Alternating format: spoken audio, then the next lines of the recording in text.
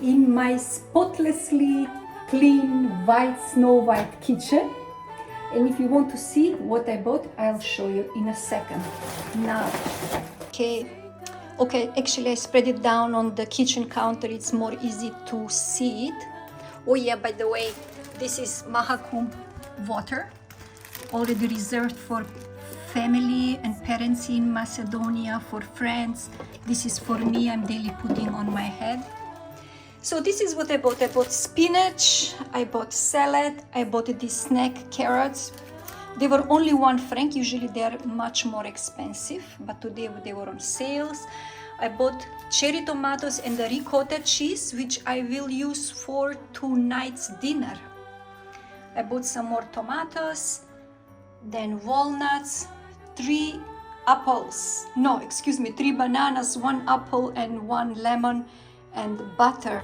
You know, I just remember something funny when my parents were here visiting me in Switzerland. I would sometimes take my mom to the supermarket and I would buy exactly like this: 1 lemon, 2-3 apples, few bananas, and she would be like, "Daughter, are you not ashamed to buy so little quantities?" Because in Macedonia people would be looking strange at you, like nobody buys their 1 apple and 1 lemon. But here, I don't know, maybe people are more chill and they don't put their nose in people's private business. I don't know, but here is really no issue to buy little.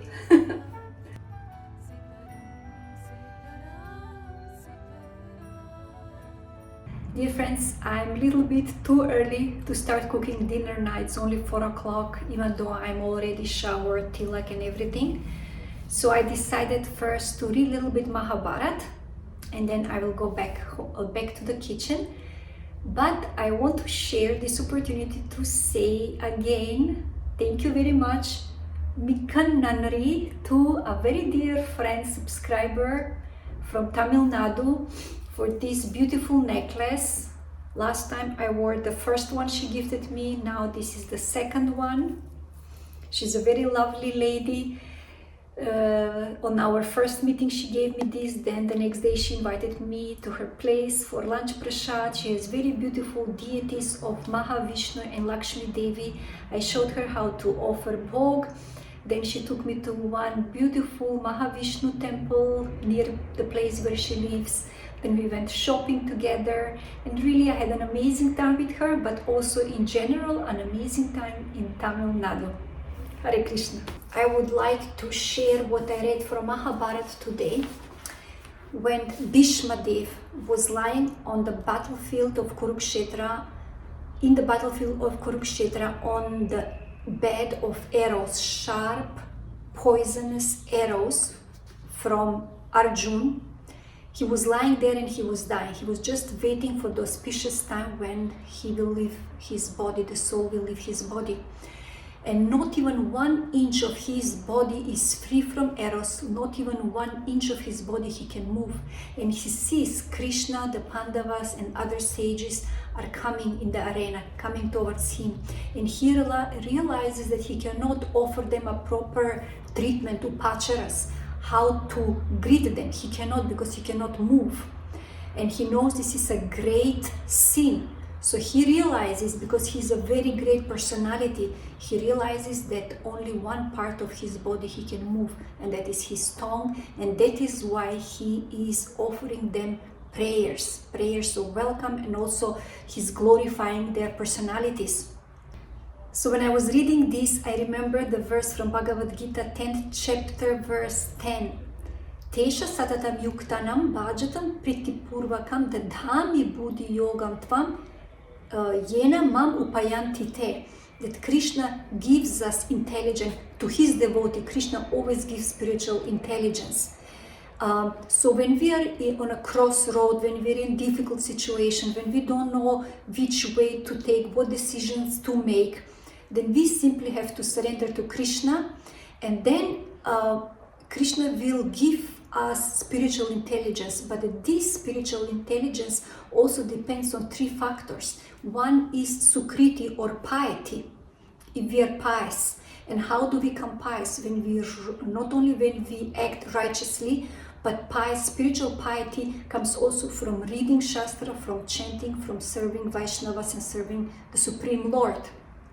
And then the second point is kripa.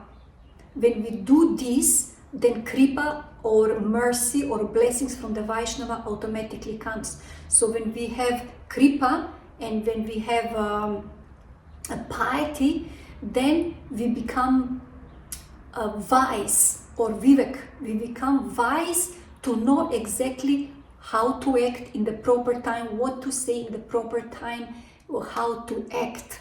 So this is this buddhi yogam tvam, that Krishna will bless his devotee with proper spiritual intelligence. And this was actually, it's coming in the right time, because I'm also kind of on a crossroad in my life, and I'm really praying that Krishna will bless me with the right decision. So okay, now let's go to the kitchen and cook ravioli.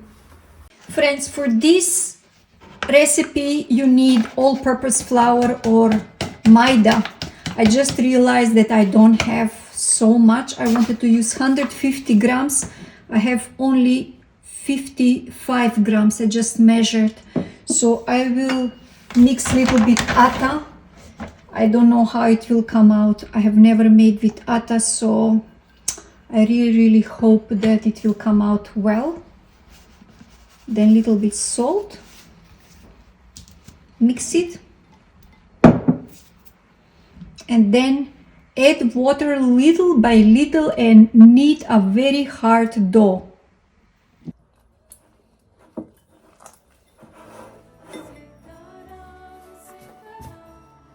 So now I will let this rest for about 30 minutes so that the dough can relax and we will be able to roll it, but I will cover it with a wet cloth.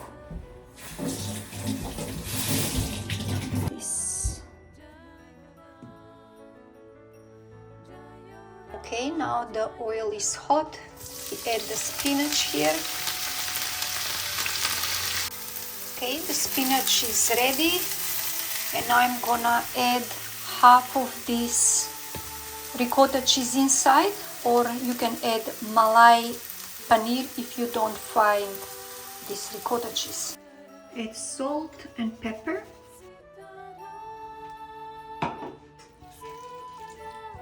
Mix well. Now I will transfer this to another pot and I will use the same tawa for making the sauce. For the sauce, I'm going to use the cherry tomatoes. I'm gonna use half of this quantity.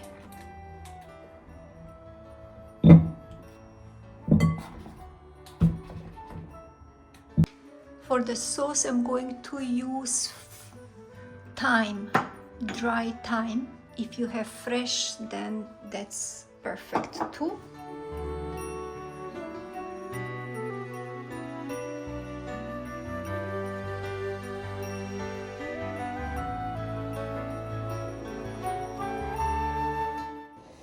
Okay, now it's time to roll the dough. It has been more than 30 minutes.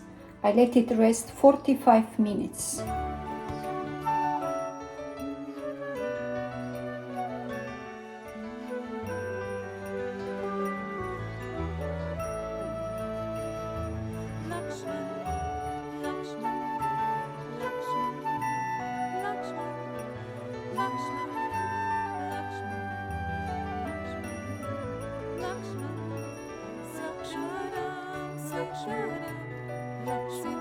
I have prepared now boiling water with salt, and I'm going to drop the ravioli one by one inside.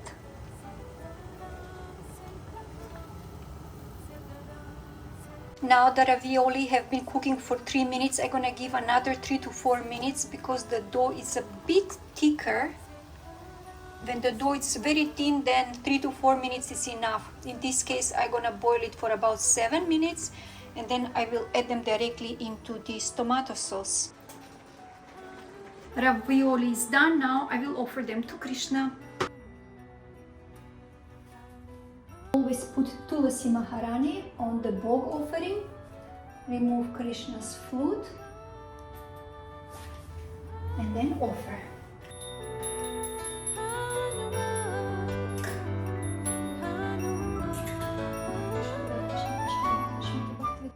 This is how it looks like. Let's see in the middle.